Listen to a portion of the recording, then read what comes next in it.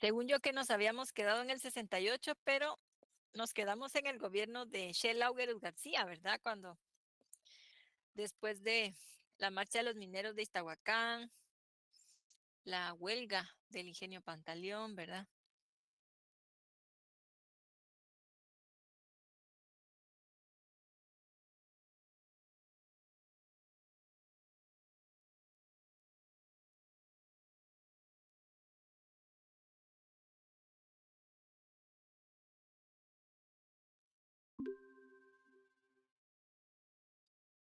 Bueno, pues buenas tardes a todos y a todas, bienvenidos. Vamos a continuar con el contenido de hoy, ¿verdad? Em, Estamos en el capítulo número 21, el capítulo que se llama De la contrarrevolución a los acuerdos de paz. Ahorita estamos ya eh, a partir del gobierno de Shell Eugenio Laugerus García, ¿verdad? En la página 370, más o menos. A partir de ahí empezaríamos hoy.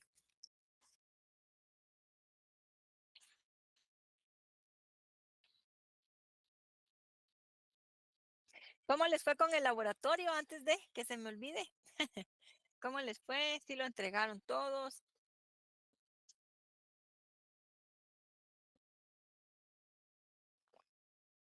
Muy bien.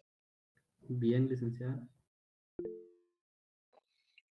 Ok, sí se pudo. Melissa B. Ah, ok. Ok, vieron que al final sí les amplié otro día, ¿verdad? Lo corrimos porque como ayer era sueto, dije, bueno, ahí para que tengan más tiempo. Ok, entonces vamos a continuar, ¿verdad? Em, Analizando cómo se fueron dando estos gobiernos de esa etapa que se ha conocido en nuestro país como el conflicto armado interno, ¿verdad? Como recordarán, pues en la clase anterior, pues hablamos de esa etapa que fue crucial, ¿verdad? Para la juventud a nivel mundial del año 68, que empoderó mucho a la juventud, ¿verdad?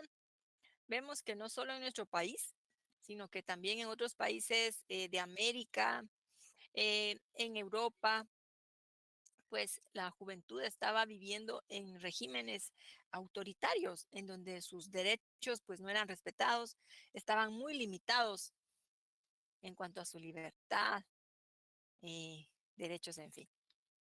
Entonces, también habíamos hablado del gobierno del general Carlos Arana Osorio, que pues salió triunfante cuando él fue jefe militar del destacamento de Zacapa, combatiendo a grupos guerrilleros. Y cuando es electo presidente, pues la idea era que continuara con esa lucha, ¿verdad? Contra insurgente, contra los grupos guerrilleros, pero lamentablemente esos gobiernos también persiguieron mucho a personas de la sociedad, ¿sí? O sea, gente que no estaba armada, ¿verdad? No era guerrillero propiamente. Entonces, a estudiantes, a profesionales, maestros, trabajadores, ¿verdad? De diferentes sindicatos, en fin. Entonces, la sociedad se va a ver bastante limitada en sus derechos. Obviamente, al ser estos gobernantes militares, pues las Fuerzas Armadas son las que van a tener más protagonismo, ¿verdad? En el gobierno de Arana, pues se trató de que los ministros de gobierno, ¿verdad? Incluir militares e incluir civiles, como para que se viera, sí, sí, hay un equilibrio, ¿verdad? Pero realmente, pues ahí lo que tenía más peso era la estrategia militar, ¿verdad? Em, También, bueno, habíamos hablado de la siguiente elección en la que se hizo un fraude. Realmente el que había ganado era otro general, Efraín Ríos Montt, que era visto como un militar honesto, honorable, ¿verdad? Era bien respetado. Em, y entonces el fraude se había hecho a favor del candidato oficial, que era otro general, Shell Eugenio Laugeros García, que al final pues hizo muy buen papel con el tema del terremoto, ¿verdad? Del 76. para la recuperación de rescate de víctimas, reconstrucción, ¿verdad?, del país. Y eso, pues, digamos que se le reconoce el liderazgo que tuvo en esa coyuntura. Y en ese espacio en el que tuvo que relajar el estado de sitio que se mantenía como algo permanente, ¿verdad?, durante esos gobiernos, pues varios grupos aprovecharon para volver a contactar eh, a las personas, digamos, de los sindicatos, de asociaciones estudiantiles. eh, Esto, pues, en el área urbana, ¿verdad? Igualmente, el terremoto permitió el contacto entre jóvenes de diferentes estratos sociales, de lo público, de lo privado. Em, Aunque, bueno, sí, se dieron cuestiones en este gobierno de violencia selectiva, es decir, algunas personas eh, vistas, digamos, como líderes o como personas que atentaban contra el régimen o vinculadas, según ellos, ¿verdad?, al comunismo, que fueron asesinadas. En este caso, el licenciado López Larrabe, que era un profesor de Derecho Laboral de nuestra facultad. También ejercía como laboralista, era muy querido y muy respetado, ¿verdad? Pues dejó varios libros sobre esos temas, pues fue asesinado, ¿verdad? Por pues su trabajo a favor de los trabajadores, en fin. Y entonces se van a venir otros eventos que van a ir permitiendo que las organizaciones sindicales, estudiantiles, ¿verdad? Las organizaciones de la ciudad se relacionen con organizaciones campesinas, ¿verdad? Una de ellas fue la Marcha de los Mineros de Iztahuacán, de noviembre de 1977, que como mencionamos, pues un grupo de 70 y pico de mineros salen a pie, ¿verdad? De allá, de Huehuetenango. Tardan varios días para llegar a la capital, se les van uniendo más gente en el camino y entonces confluyen todas estas personas en la plaza y obviamente pues hay convivencia, empieza a haber vínculo. Igualmente aquí marcharon personas trabajadores que venían de la costa sur, ¿verdad? Entonces vemos que se une, ¿verdad? Occidente, la costa sur, la capital. Luego también la huelga del ingenio Pantaleón, trabajadores, ¿verdad? De azúcar, que lograron, eh, pues pusieron en shock, digamos, a los empresarios y pues sí, se les, sí les lograron, ¿verdad? Obtener varios beneficios importantes. Em, en 1978, ya casi al final del gobierno de Shell Laugel, hubo una masacre que se conoció bastante, ¿verdad? Se hizo pública, que indignó mucho a la sociedad, que fue la masacre de Panzós. Un grupo de campesinos, esto fue en Alta Verapaz, ¿verdad? Un grupo de campesinos llegaron a la MUNI y querían hablar con el alcalde para exponerles, ¿verdad?, sus quejas porque había un señor que supuestamente se había acercado a ellos con el pretexto de ayudarlos a legalizar, a sacar el título de propiedad de sus tierras, pero los había engañado y se había quedado con todo. Entonces, estas personas fueron a hablar a la MUNI, ¿verdad? Buscaban entrevistarse con el alcalde para que los ayudara. Pero el alcalde lo que hizo fue que mandó a llamar em, a personas, a soldados del destacamento, y pues ellos empezaron a disparar, ¿verdad? Y pues ahí murieron. Estamos hablando de población civil, ¿verdad? Familias, o sea, iban niños, mujeres, ancianos, eh, que fueron asesinados. Y pues esto conmocionó mucho a la sociedad. Se organizó, a pesar de que nuevamente, ¿verdad? Estaba vigente el estado de sitio, se supone que estaban prohibidas las protestas. Frente a ese hecho, sí hubo una manifestación masiva en la plaza, ¿verdad?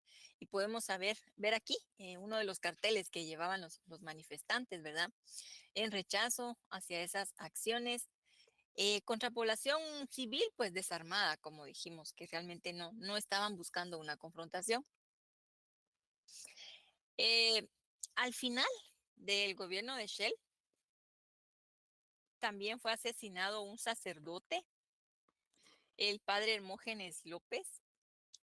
Él trabajaba en la parroquia de San José Pinula. Y fíjense que él denunció, bueno, él hablaba, ¿verdad?, acerca de las violaciones a derechos humanos que estaba cometiendo el gobierno, pero él denunció el reclutamiento forzado de jóvenes para que fueran soldados del ejército, ¿verdad? O, bueno, que era una práctica, ¿verdad? En ese periodo. Em, entonces, también denunció campañas de, ay, ¿cómo se dice? Es que operaban a las mujeres indígenas para que no tuvieran más hijos. Ay, se me fue la palabra. Estas eran actividades, ¿no?, que organizaba el gobierno en el campo, como quien dice, bueno, que ya no sigan naciendo más campesinos, más indígenas, porque se van a unir a la guerrilla, ¿verdad? Campañas de esterilización de las mujeres. Este padre pues denunciaba esas tremendas violaciones de los derechos, ¿verdad? Porque estamos hablando de cosas que se hacían sin el consentimiento. Y pues fue asesinado. Y esto marca el asesinato de este padre, pues también el inicio de la represión, ya no solo de civiles, sino también de personas religiosas, ¿verdad? De sacerdotes, de monjas, que van a ser atacados porque porque van a denunciar, ¿verdad? Eh, estas acciones gubernamentales que van a atentar contra la dignidad de las personas. Bueno, vemos, bueno, esto todavía estaba Schellauger. Este titular de Prensa Libre es importante, es representativo, porque nos dice, bueno, fluye, petróleo guatemalteco va a fluir en el 77. Y resulta que en estas áreas que están en verde fue donde empresas norteamericanas que tenían esa concesión para buscar petróleo lo encontraron, ¿verdad? Y si tomamos en cuenta que las políticas que eran sobre entrega de tierras a campesinos habían fomentado la colonización, ¿verdad? En lugares despoblados, pues, que estaban alejados, que no estaban habitados. Quiché, Verapaz. Eh, Esto va a ser bien importante, porque como sabemos el petróleo pues es un recurso caro, ¿verdad? Por el que se van a pelear, y entonces esta región se va a convertir también en un área en la que van a haber combates. El ejército va a buscar desplazar, quitar, ¿verdad?, a esas comunidades de colonos que ya estaban establecidas allí desde hace algunas décadas para instalar ellos, pues bueno, para repartirse los terrenos y poder aprovechar también esa riqueza, ¿no? En este mapa vemos, acá está, bueno, para que veamos el triángulo Ixil, ¿verdad?, que va a ser una región bastante golpeada de Quiché. Pues aquí está Ixcán, aquí está Nevaj, aquí está Chajul, de ese famoso triángulo Ixil, ¿verdad?, que fue bastante golpeado durante esa etapa. Y fíjense que precisamente ya para estos años, había surgido la ORPA, una organización guerrillera que operaba por acá, parte de Huehue, San Marcos, y va a surgir otra organización guerrillera que van a ser el Ejército Guerrillero de los Pobres, el EGP, que va a ubicarse en una parte importante de Quiché, ¿verdad? Primero porque era una zona aislada en ese momento, y luego, pues, según ellos, ¿verdad?, buscando defender también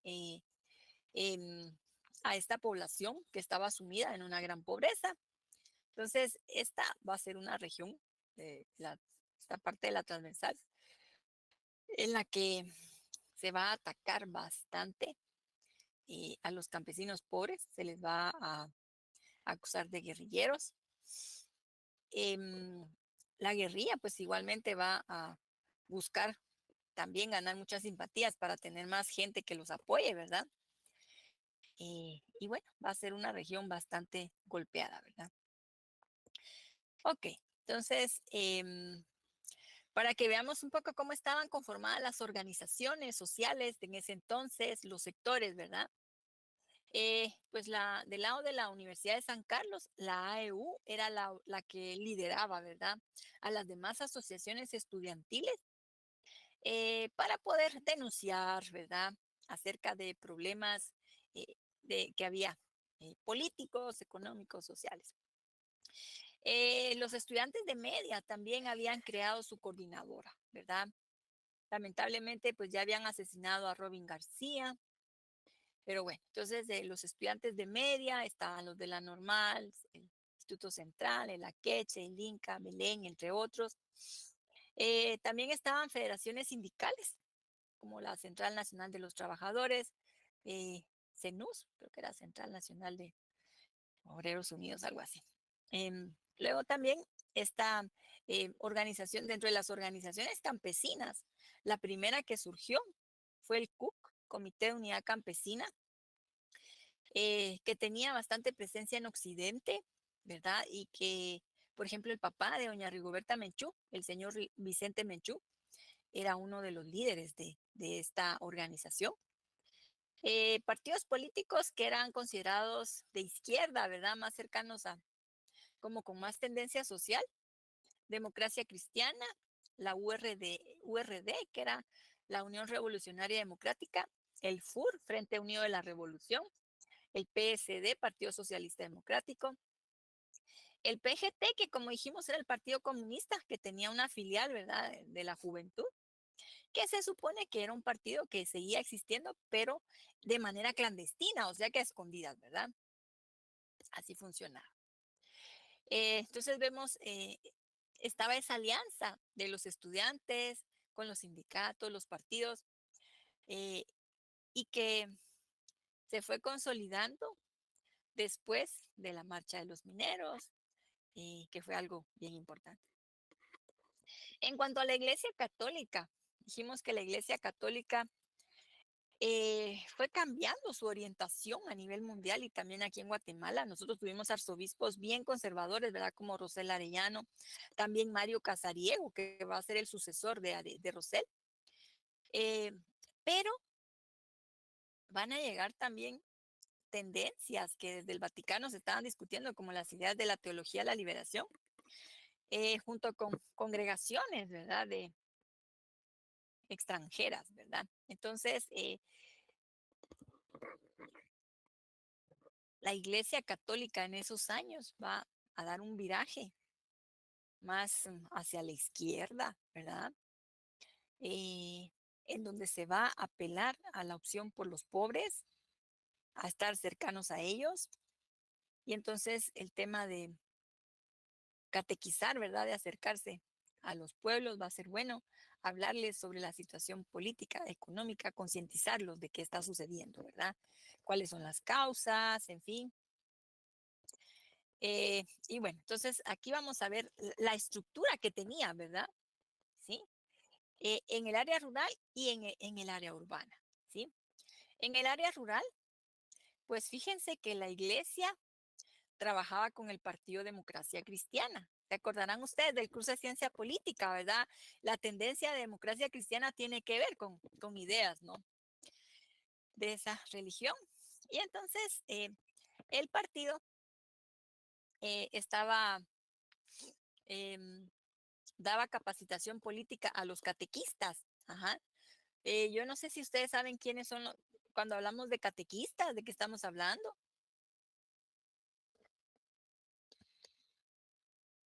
Son los que enseñan la doctrina de la Iglesia Católica.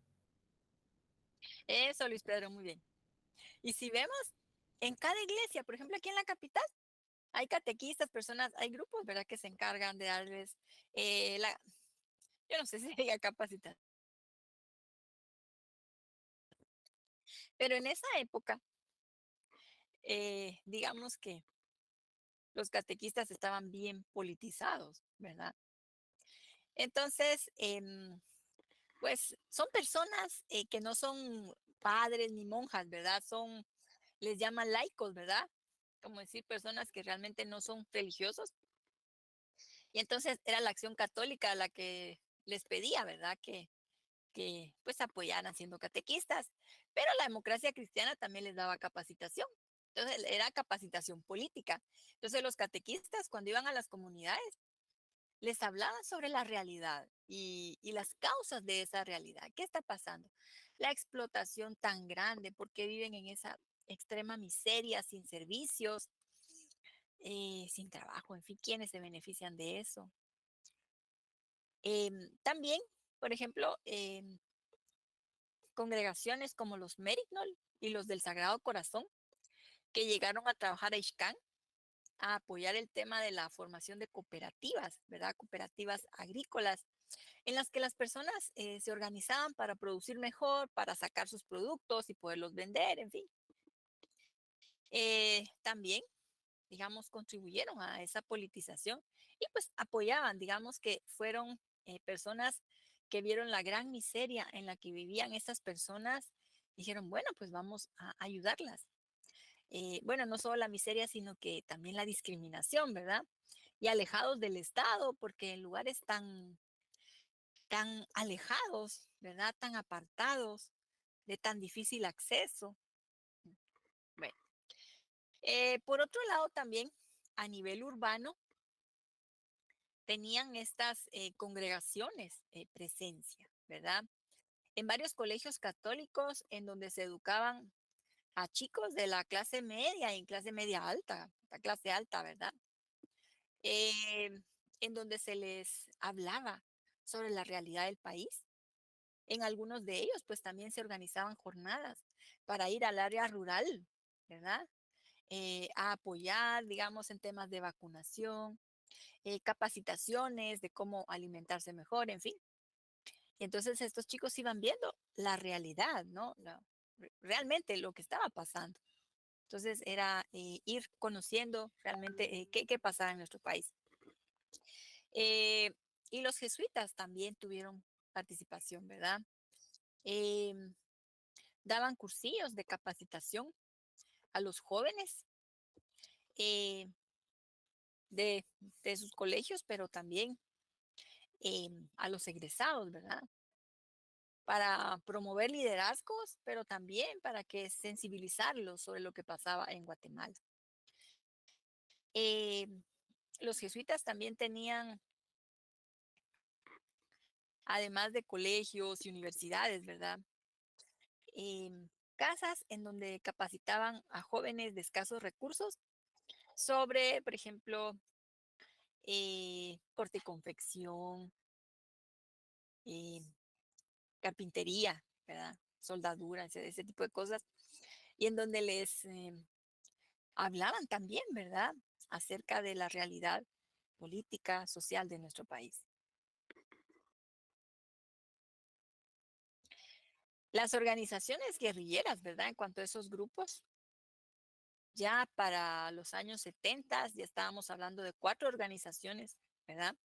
El MR13, que era el 13 de noviembre, ya había terminado, pues, y fue absorbido por las FARC. También esa guerrilla que mencionábamos de Concuá, pues esa realmente nació muerta, ¿verdad? No funcionó. Eh, entonces estaba el PGT, el Partido Comunista, eh, pues que decidió pasar, sí, a tomar las armas, ¿verdad? Luego las FARC, Fuerzas Armadas Rebeldes, que absorbió a los del MR13 y a otros, a los que venían de las jornadas de abril y mayo, de marzo y abril, en fin. Estaba el EGP, Ejército Guerrillero de los Pobres, y la ORPA. La ORPA, tal vez ustedes ubican, es esa organización en donde el hijo de Miguel Ángel Asturias fue comandante, que era Gaspar Ilón, Rodrigo Asturias.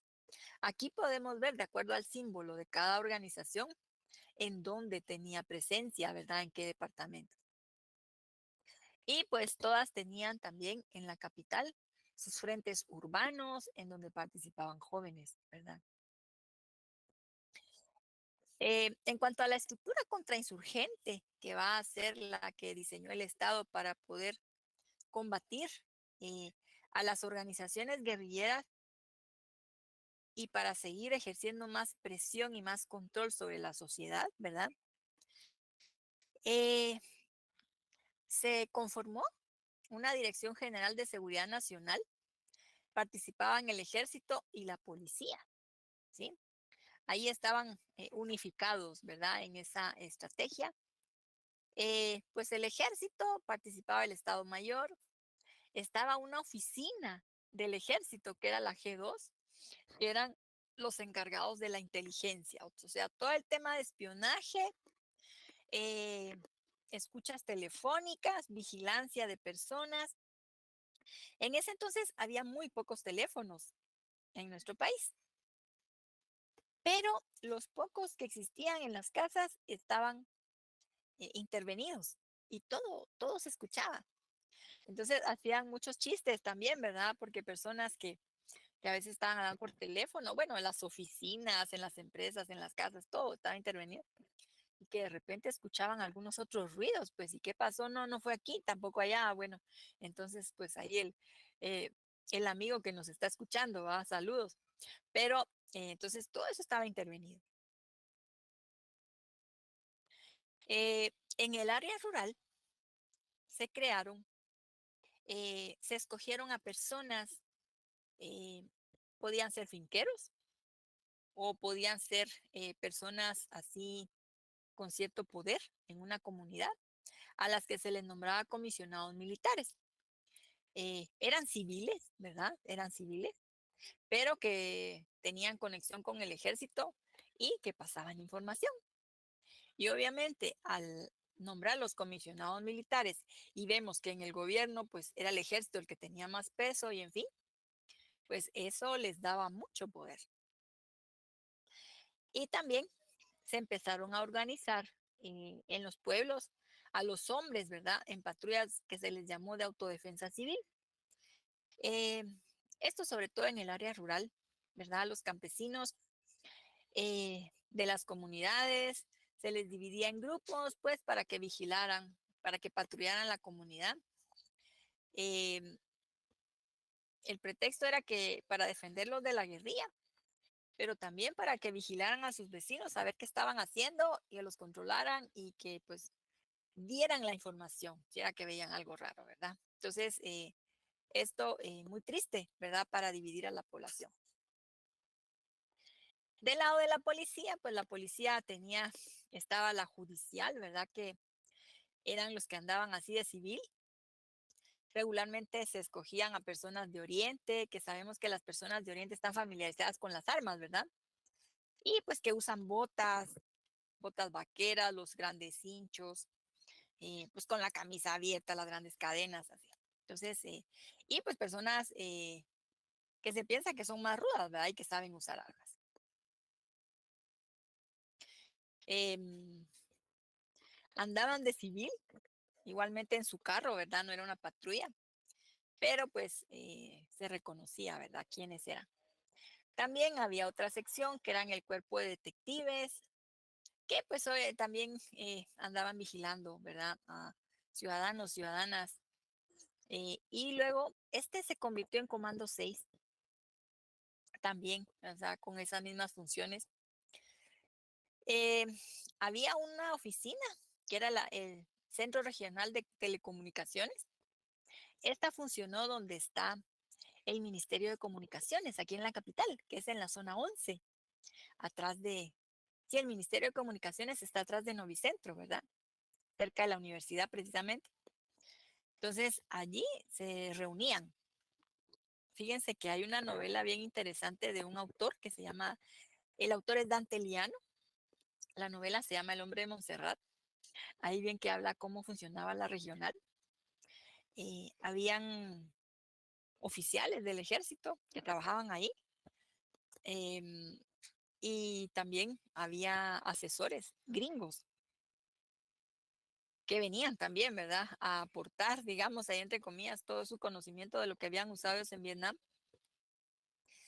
Entonces, para vigilar, ¿verdad? Entonces ahí les mandaban reportes a quién estaban siguiendo, a quién estaban vigilando, quién era sospechoso, a quién iban a agarrar, en fin. Y ellos pues se los reportaban a la policía. Lo curioso en esa novela, fíjense que hay un sargento que trabaja ahí y que su cuñado, el hermano de la esposa, era estudiante de la San Carlos. Entonces, al trabajar ahí, Sargento García, creo que era, le llega la información que hay algo eh, para caerle a su cuñado. Entonces él pide permiso en el trabajo y se lleva a su cuñado para la frontera con México, ahí para que tome el bus y se vaya, ¿verdad? Buena esa novela, bien interesante. Ahí sí la pueden leer, es El hombre Montserrat de Dante Liano, es bien interesante. No sé si haya un PDF sobre eso, pero es una novela muy buena. Eh, También estaba el ejército, al ser la institución más poderosa realmente, ¿verdad?, del país. Fíjense que, pues, tiene todavía, ¿verdad?, su Instituto de Previsión Militar, pero además también tenía su propio ejército, su propio equipo de fútbol, ¿verdad? Aurora, el Club Aurora. Ahorita el estadio del ejército lo convirtieron en Explanada 5, ¿verdad? Que lo rentan para eventos. También tenían un canal de televisión, que era el Canal 5. Si ustedes preguntan a sus papás, a sus mamás o a sus abuelitos, ¿verdad? Porque tal vez hay unos papás más jóvenes. Eh, en el Canal 5 transmitían, por ejemplo, algunas cuestiones de alfabetización para adultos. También transmitían las noticias sobre campañas que hacía el ejército para acercarse a la población, sobre campañas de vacunación y cuestiones así, em, entrega de víveres, pero también transmitían muchos mensajes, ¿verdad? Eh, Según ellos, para ir adoctrinando a la población en contra de la guerrilla, pues, y más a favor del ejército. Em, pero bueno, ahí sí que la, la situación de la sociedad en ese entonces eh, era muy clara, ¿verdad? Estaba sitiada, ¿verdad? Tan controlada, tan limitada en sus derechos. También había una canción, la canción del soldado que pasaban, que un niñito la cantaba, que decía: hoy le escribí una carta a mi querido hermano para que me recuerde y que lo quiero mucho y que no sé qué, que era un hermanito de un soldado, que la pasaban bastante. Entonces, pues también ahí se buscaba, ¿verdad? Como que hacer una labor de adoctrinamiento y, y de ir como que jalando más adeptos del lado del ejército.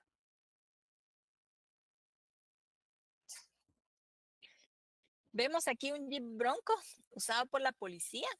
Como vemos, pues los tripulantes van con la cara tapada, ¿verdad? Entonces, ¿qué policía va a actuar de esa forma? Obviamente, pues ahí van los judiciales, ¿verdad?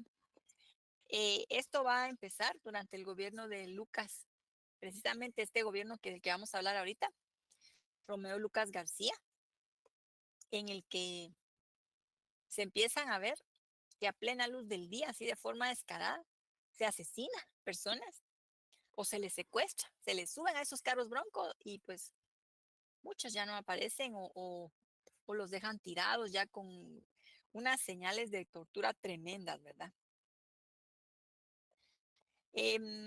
Algo también que tenemos que tomar en cuenta, que para finales de los años 70 el contexto centroamericano va a cambiar.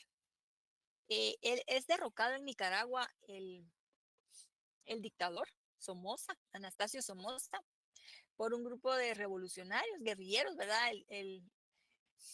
Los sandinistas, eh, que es Frente Sandinista para la Liberación Nacional, que era encabezado por Daniel Ortega. Miren, aquí revolucionario y todo el asunto, y ahora es un gran dictador, ¿verdad?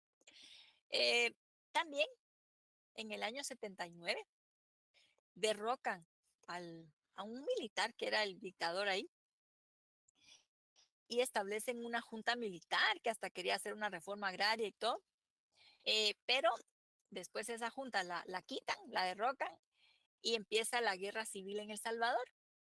Surge ahí un movimiento armado que, digamos, más de origen socialista, comunista, que va a ser el FMLN, Farabundo Martí para la Liberación Nacional. Y entonces Estados Unidos, para poder controlar, si vemos, pues aquí triunfaron sandinistas en Nicaragua, pues vinculados, ¿no? Movimiento socialista, también el FMLN en El Salvador. Entonces lo que hace eh, Estados Unidos, porque también en Guatemala pues ya habían esos grupos guerrilleros, en Honduras establece una base militar para que desde allí se desplazaran, para tener ahí pues aviones, tener soldados, para poder estar alertas, ¿verdad? Y vigilar a todos estos países, ¿verdad? Que estaban en esa situación. Ahí sí que mueve sus piezas, ¿verdad? Y siempre dentro del contexto de esa polarización, de ese enfrentamiento entre Estados Unidos y la Unión Soviética, ¿verdad? Porque Estados Unidos miraba a estos grupos como tentáculos de la Unión Soviética en Centroamérica, ¿verdad?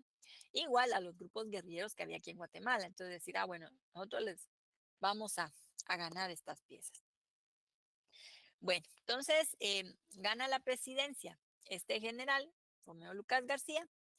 Obviamente, sigue el estado de sitio. Como dijimos, aquí la violencia va a ser más descarada en la capital, ¿verdad?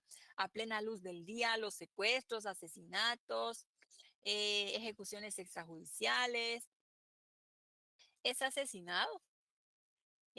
Cuando acababa de asumir la presidencia, Lucas, es asesinado el líder de la AEU, la Asociación de Estudiantes de la Universidad, eh, secretario general, ¿verdad? Oliverio Castañeda de León. Y fíjense que, según testimonio de la hermana de Oliverio, en eso de las panfleteras que tiraban, ¿verdad? Los escuadrones de la muerte, salió el nombre de Oliverio. Y entonces le dijeron, te tenés que ir del país. Pero Oliverio, pues, no quería, ¿verdad? Está bien comprometido con su organización, en fin. Entonces le dijeron, bueno, no vayas a la marcha del 20 de octubre, ¿verdad? Es visto como algo muy comunista, entonces no vayas. No fue a la marcha, pero fue a dar su discurso a la concha acústica. Y entonces, terminando su discurso, iba para el portal del comercio y ahí se acerca cabal uno de esos Jeep Bronco que acabamos de ver. Le disparan de lejos y después cuando Oliverio ya está en el piso, se baja alguien y le da el tiro de gracia, ¿verdad? Entonces, la intimidación que se hacía, ¿verdad? Sobre la juventud, ¿verdad? O sea, Oliverio era un símbolo para muchos estudiantes, muy respetado por el pueblo también. También fueron asesinados Alberto Fuentes Mohr, que era el papá de Alberto Fuentes Knight, el que fue ministro de Finanzas, y en fin, que tiene varios libros. Su papá pues había sido diplomático, político, era economista, muy respetado. Realmente él no compartía el tema de las luchas de guerrillas, pero fue asesinado igualmente Manuel Colom Argueta, que era otro líder fundamental, ¿verdad? Indiscutible, que había sido alcalde de la ciudad. Los dos eran socialdemócratas. Acababan de inscribir su partido político, el FUR. ¿Y saben por qué los eliminaron? Porque no querían que fueran candidatos a la presidencia. O sea, ellos eran muy queridos y tenían mucho liderazgo. A Colom Argueta, ala, fue cacería la que le hicieron, ¿verdad? En varios vehículos, hasta lo venían siguiendo desde su oficina, era un abogado. También un helicóptero y ahí por atrás del Parque de la Industria fue que lo mataron. Ok. Entonces, eliminando, ¿verdad? Cualquier liderazgo civil que pudiera darle vuelta a los gobiernos militares, ¿verdad? Pero también desmoralizando más al pueblo, ¿verdad?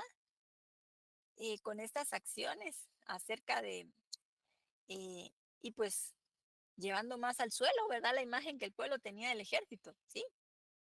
Con todas estas acciones. Desaparecen varios sindicalistas, en fin.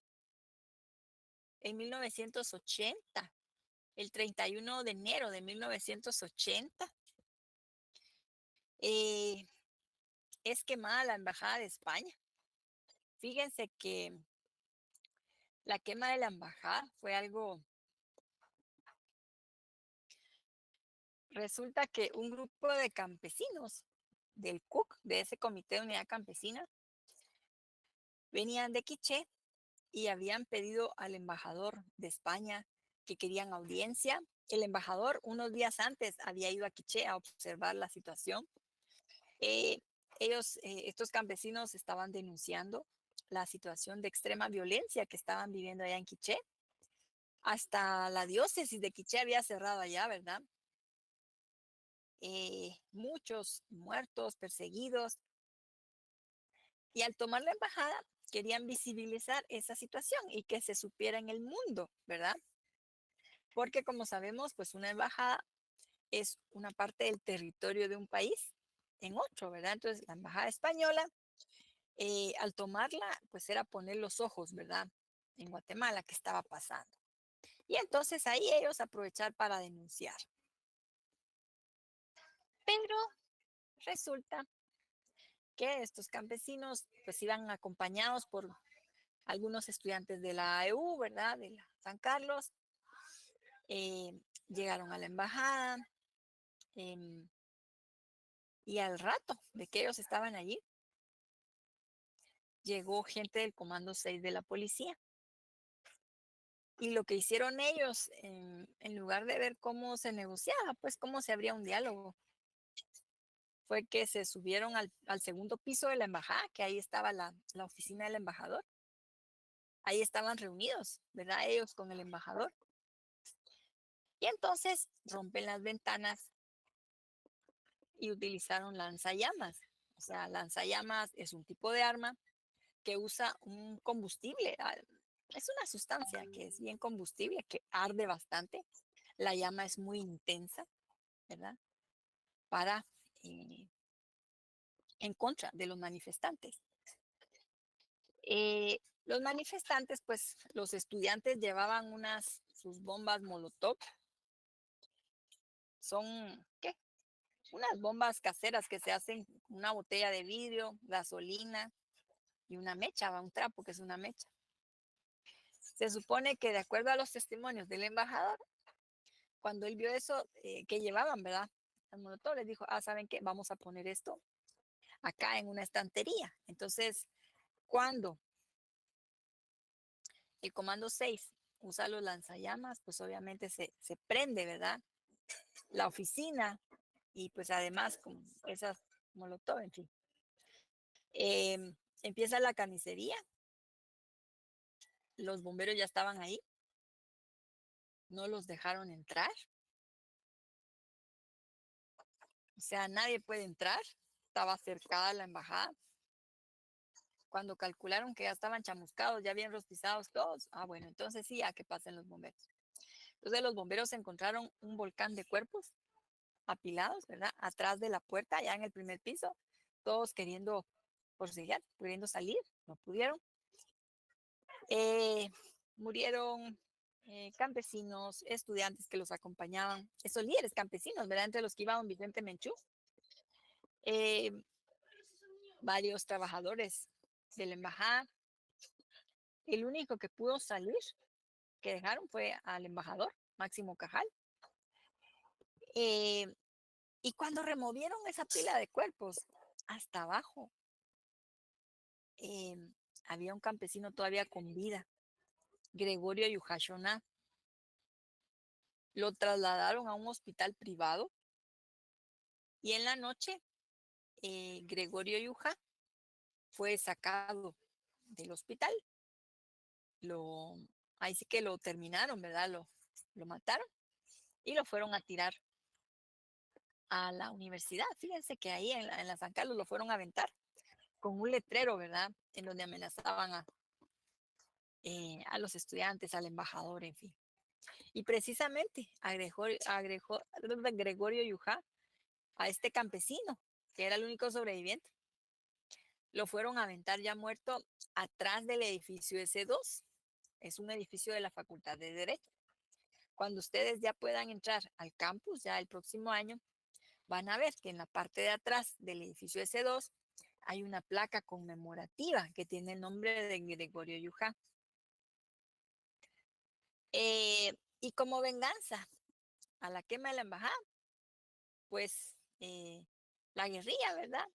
Puso bombas en la esquina del Palacio Nacional, ¿verdad? Del lado del Parque Centenario, el 5 de septiembre de ese año. Entonces, nosotros vamos a ver una acción del ejército, viene una de la guerrilla, luego otra más intensa del ejército, en fin.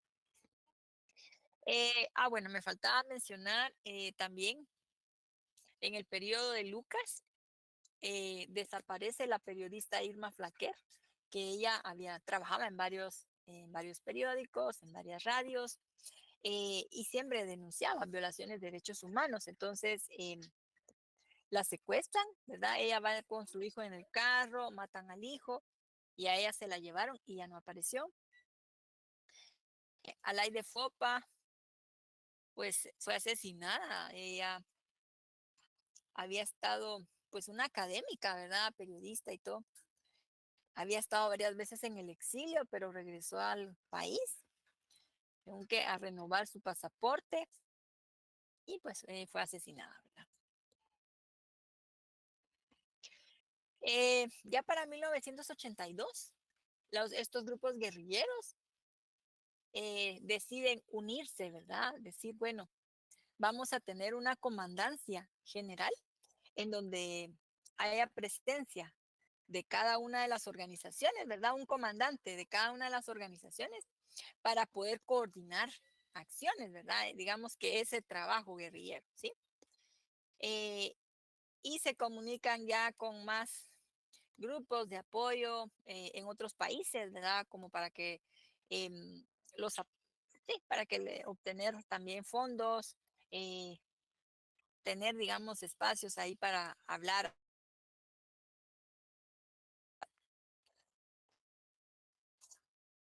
Que ya fue, cuando se firma la paz, fue con esta organización, con URNG, ¿verdad? La comandancia URNG, con quien negociaron, ¿verdad? Después de Lucas García, bueno, al final, ¿verdad? Cuando fue la elección para el cambio de gobierno, había ganado otro candidato, era Ángel Aníbal Guevara, pero un grupo de militares jóvenes, oficiales jóvenes, decidieron dar un golpe de Estado para oxigenar, ¿verdad? Y pues dar un cambio de rumbo para ir democratizando. Pero resulta, bueno, y entonces triunfa, digamos, ese movimiento, dan el golpe de Estado, 23 de marzo del 82, encabezado por el general Efraín Ríos Montt. Estaba Maldonado Shahad y, ay Dios, no me recuerdo el nombre del otro señor. De apellido Gordillo, ¿eh? Gordillo, ¿va? Ay, gracias Rosario. Así es, Gordillo. Entonces, desplaza a los otros dos y se queda gobernando solamente Ríos Montt, ¿verdad? Ven, entonces resulta que se supone que Ríos Montt venía con ese mandato de ir, empezar a apoyar una apertura democrática, ¿verdad? Digamos que los objetivos de ese golpe de Estado, de esos oficiales, había sido reestructurar al ejército para ganar la guerra, que hubiera apertura democrática, y luego también el tercero, que ya era personal del general, que era el proyecto religioso, ¿verdad? Impulsar a su iglesia, el Verbo. Ya vemos que él era, cuando regresa de España, pues ya, digamos, era parte de esa iglesia, en fin. Y emprende también ese proyecto. Si ustedes preguntan con sus papás, abuelitos, todos los domingos, Efraín Ríos Montt predicaba prácticamente, ¿verdad? Porque daba su mensaje en cadena nacional. Y pues interrumpía los programas, sobre todo domingo, entre los programas principales, ¿verdad? Las series, pues interrumpía el general para regañar y que usted mamá, usted papá, en fin. Eh, entonces sí vemos, tomando en cuenta estos tres puntos objetivos, ¿verdad? Del golpe, reestructurar el ejército para ganar la guerra, pues era emprender la guerra más fuerte, que eran, ¿verdad? Contra esos grupos guerrilleros Y lamentablemente esas acciones implicaban también atacar a la población civil. Entonces se planteó, se elaboró el Plan Victoria 82, en donde se hablaba, bueno, vamos a quitarle el agua al pez. O sea, cuando se le quita el agua al pez, pues ya no puede respirar y se muere. Entonces ellos decían, la la gente, el pueblo, es a la guerrilla como el agua al pez. ¿Qué pasa? Ya no los ayuda, la guerrilla se muere. Y entonces las acciones van a ser, bueno, ataquemos a las comunidades, quitémosles la base de apoyo. Las comunidades les dan de comer, se van con ellos a pelear a la montaña, los ayudan, los esconden, pues matemos a las poblaciones civiles. Contra todo derecho humanitario, ¿verdad? Se supone que el derecho humanitario de guerra protege a los civiles. Solamente los ataques tendrían que ser de militar a militar. Bueno, empieza entonces, trágicamente, ¿verdad? Para nuestro país, esa que se ha llamado la política de tierra arrasada, en la que se empezaron a perpetrar masacres en muchas comunidades del área rural. O sea, cuando hablamos de masacre, estamos hablando de asesinatos masivos, o sea, ya matar a toda la gente de la comunidad, ¿verdad? Eh, y lamentablemente esos asesinatos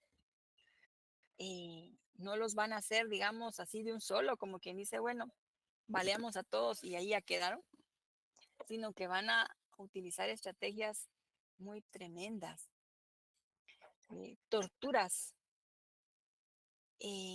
muy, muy inhumanas, ¿verdad? Em, de niños, de mujeres, ¿verdad? Violencia sexual, física. Y después de eso, em, comunidades, ¿verdad? Para que no quede rastro de eso. Entonces, es una parte muy, ¿verdad? De Guatemala. Con personas que sobrevivían de las masacres, digamos, alguien que andaba en el campo, no estaba, o que pudo escapar, ¿sí? De repente algunos niños, algunas personas se dieron cuenta y, ¿verdad? Antes de que ya el ejército acordonara y ya no los dejara salir, con esas personas sobrevivientes fueron creando aldeas modelo, que eran aldeas que estaban circuladas con alambre de púas, en donde tenían que pedir permiso para salir y en donde pues les registraban todo lo que llevaban, ¿verdad? En su morral. Bueno, es que voy al campo a trabajar. Ah, va. ¿Qué llevas ahí? Ah, bueno, ¿sí? Para que no fueran a ayudar a la guerrilla, ¿verdad? Entonces, solo su comida, su herramienta, ok. Y vigilado, va, ¿a qué hora vas a estar aquí? Tenés que regresar a tal hora, ¿verdad? Entonces, levantarse temprano, bandera, marchar, al atardecer igualmente bajar la bandera, entonces bastante control militar. Entonces el control, ¿verdad? Se amplían patrullas de autodefensa civil en aquellos poblados, ¿verdad? Donde tenía más presencia el ejército, con más comunicación. También se crearon los tribunales de fuero especial, que eran unos tribunales de jueces sin rostro, o sea, imagínense, los jueces con el rostro cubierto. Se practicaban juicios sumarios, es decir, juicios muy rápidos. Estos eran para los enemigos políticos, ¿verdad? Personas perseguidas políticamente. Eh, y pues de esta forma se les condenaba, ¿verdad? Rápido y pues eran ejecutados a la pena de muerte. Les quiero compartir un videito acá, a ver si reconocen a este personaje.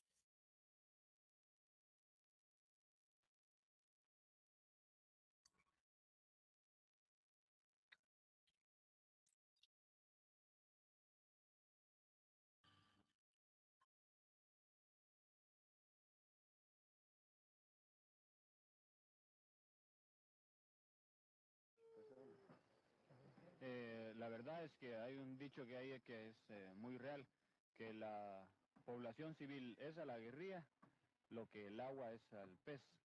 En este caso, La guerrilla no puede subsistir si no tiene el apoyo y la colaboración de la población. Actualmente los Estados Unidos están considerando dando ayuda militar aquí en forma de helicópteros. ¿Qué es la importancia del helicóptero para ustedes? Sí, el helicóptero es un aparato que se ha convertido de gran importancia, no solamente aquí en Guatemala, sino que en otros países en donde han tenido problemas de contrainsurgencia. Como Vietnam. En Vietnam, por ejemplo, fue una de los helicópteros, fue un aparato muy, muy utilizado. Y también pueden usarlos en combate. Claro, sí, el helicóptero, si es un helicóptero ya diseñado propiamente de tipo militar, sí viene artillado para apoyar a unidades terrestres. Vienen artillados con ametralladoras o con lanzacohetes. ¿Y qué tipo de morteros usan ustedes? Bien, hay varias clases de morteros, pero las que están usando las patrullas pequeñas es el mortero Tampela. Tampela. Sí, es un mortero de 60 milímetros. Y es muy poderoso, tiene mucha fuerza para destrozar. Sí, es un arma muy, muy efectiva y que se le ha dado muy buen uso y muy buenos resultados en las operaciones de patrullaje. ¿Es arma antipersonal o qué Sí. clase? Es arma contra personal. ¿Tiene una aquí? El Tampela.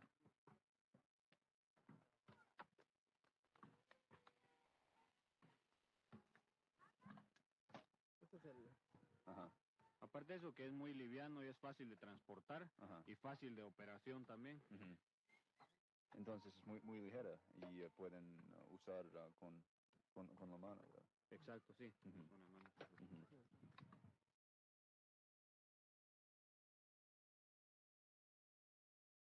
Bueno, aquí lo vamos a dejar. ¿Sí vieron ahí a ustedes? Y fíjense que lo que están construyendo es una aldea modelo. Vieron que están moviendo ahí unos postes, en fin, están haciendo ahí unas chocitas, ¿verdad? Donde van a tener a esa población sobrevivientes de masacres, donde las van a tener ahí vigiladas y controladas. A ver, nos vamos nuevamente a la presentación. Bueno, y algunas leyes que fueron creadas para empezar con la apertura, ¿verdad? Política. Se crea la primera ley orgánica del Tribunal Supremo Electoral, la ley de registro de ciudadanos y una ley de organizaciones políticas. Posteriormente, ya en el 85, surgiría la LEP, ¿verdad? La ley de organización electoral y de partidos políticos. Ríos Montt va a ser derrocado porque imagínense, hay un periodista extranjero, estaba entrevistando a Otto Pérez. Entonces, aquí había prensa internacional y se empieza a filtrar toda la información de las masacres que se están perpetrando en el área rural. Más de 400 comunidades desaparecidas, toda la violencia que se está ejerciendo en el campo. Y entonces va a ser derrocado por su ministro de la Defensa, Óscar Humberto Mejía Víctor, ¿verdad? Que va a continuar siempre Mejía Víctores con el tema de la violencia en el campo, ¿verdad? El plan ahí va a ser el plan Firmeza 83, pero pues va a dar impulso de manera más rápida, ¿verdad? A los temas de que, bueno, crear leyes e instituciones para hacer una transición a la democracia, es decir, bueno, convocar elecciones para entregarle el poder a un gobierno civil. Se convoca la Asamblea Nacional Constituyente, ¿verdad? Para crear la nueva constitución, la del 85, que es la que está vigente hasta ahorita. Que ahorita vamos a ver qué es lo que va, los temas, ¿verdad? Que incluye. De ahí también esa constituyente fue la que elaboró la ley electoral y de partidos políticos, en donde al Tribunal Supremo Electoral se le concede la autonomía, ¿verdad? Es una institución de tipo autónomo, precisamente para blindarla, ¿verdad? De la injerencia gubernamental, porque anteriormente era el registro de ciudadanos el que convocaba elecciones, funcionaba solamente durante el año electoral y pues el presidente era el que integraba a ese tribunal, en fin. Entonces, se supone que se legisló para tener un ente electoral autónomo para evitar esas presiones del gobierno. También esa constituyente aprueba la ley de amparo, exhibición personal y de constitucionalidad, en donde se supone que cualquier ciudadano o ciudadana podía interponer un amparo en contra de alguna autoridad, ¿verdad? Eso para defender más a los ciudadanos, ¿verdad? Sí, ahí puede. Vemos aquí una foto de los constituyentes, ¿verdad? Del 85. Aquí se legisló, ¿verdad? Quedó establecido que los instrumentos de derechos humanos que han sido suscritos por Guatemala tienen preeminencia sobre las leyes nacionales, ¿sí? Esos derechos tienen que ser respetados. También se creó la Procuraduría de Derechos Humanos y obviamente también la figura del procurador como defensor del pueblo. Surge la Corte de Constitucionalidad como aquel órgano autónomo que va a interpretar la Constitución. Es la máxima autoridad que interpreta la Constitución y para velar por la defensa del régimen democrático y de la misma Constitución, del Estado de Derecho y de la legalidad democrática. Se legisló también sobre la inviolabilidad de la vivienda, inviolabilidad de la correspondencia, documentos de libros, causa justificada para registrar personas y vehículos, porque anteriormente, sin orden de juez, la policía, el ejército, hacían operativos, entraban a las casas a catear, a registrar, confiscaban aquellos libros que según ellos eran comunistas, se llevaban personas, en fin, entonces para evitar esos abusos. También para reafirmar la importancia de la libre locomoción, se estableció también el situado constitucional, es decir, el 8% constitucional del presupuesto para darle a las municipalidades, ¿verdad? Para ir apoyando también al poder local, el fortalecimiento del poder judicial. Hay algo que se me estaba pasando que también se estableció en esa constitución, que no se puede catear una casa, ¿verdad? Ni después de las 6 de la tarde, ni antes de las 6 de la mañana, ¿verdad? Para que haya un respeto. Y siempre con orden de juez, ¿verdad? Los artículos pétreos, ¿verdad? En ningún caso podrán reformarse. Son los que tienen que ver con la forma de gobierno y que también aquellos que se refieren a las prohibiciones para optar a los cargos de presidente o vicepresidente y los que prohíben la reelección. En septiembre del 85, el ejército ocupa la Universidad de San Carlos. Entonces vemos este nuevo gobernante que impulsaba, ahí entre comillas, la apertura democrática, pero también, digamos, invadiendo el espacio de la universidad. Como vemos, rompen, ¿verdad?, la malla de la entrada. Impactante ver esos tanques, ¿verdad?, en la entrada por la Petapa. 500 soldados ocupan el campus. Vemos acá al entonces rector Eduardo Meyer, que realmente en ese momento hizo muy buen papel, ¿verdad? Defendiendo la autonomía de la universidad. Imagínense, 12 convoyes militares ingresaron al recinto y no dejaban entrar a las autoridades para saber qué estaba pasando, ¿verdad? Y pues si se iban a robar registros de personal, de los estudiantes, archivos, en fin, ¿verdad?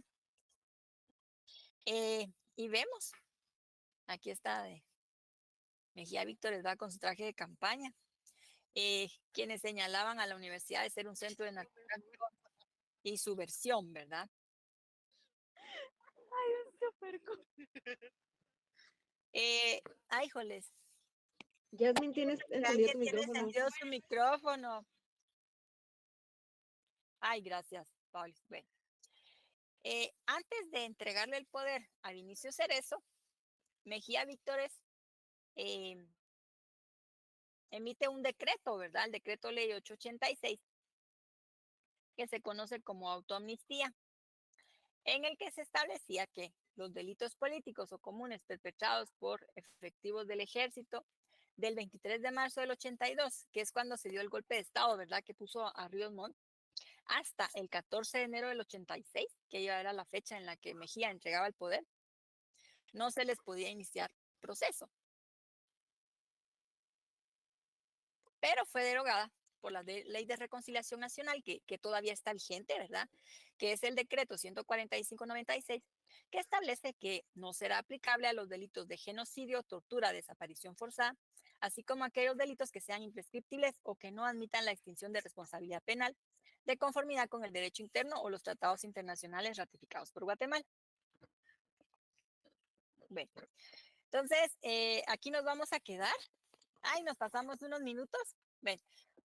No sé si tengamos algún comentario, alguna duda.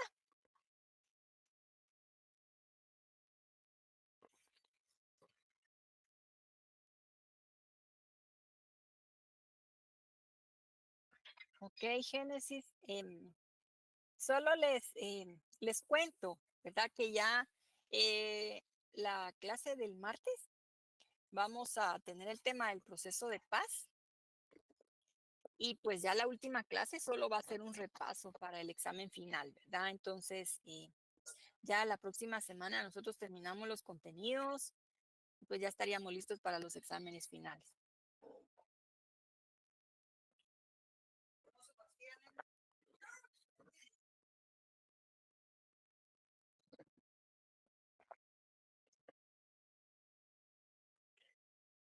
Nos dijeron que todavía no hay un calendario oficial de exámenes finales, pero que probablemente empezarían los finales el 13 de noviembre o el 15. Entonces, para que estemos pendientes. Bueno, ok, entonces, si no hay comentarios, solo les cuento que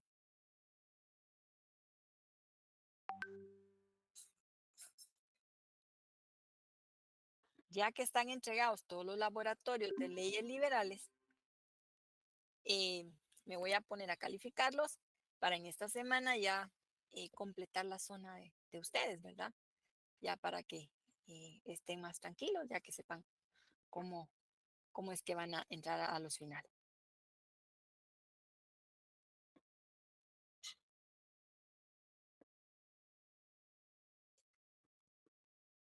Bueno, chicos, entonces todos calladitos ya. O todo estuvo muy claro, bueno, pero siempre si tienen alguna duda sobre lo que falta, pues me dicen, ¿verdad? Nuestro examen va a venir hasta el final del capítulo 21, ¿verdad? Hasta ahí vamos a llegar. Gracias, licenciada. Ok, Dulce. Gracias. Muchas gracias. Feliz tarde. Gracias, licenciada. Feliz tarde. Feliz tarde. Feliz tarde, licenciada. Gracias, feliz tarde. Feliz tarde, licenciada. Que pase feliz día, licenciada.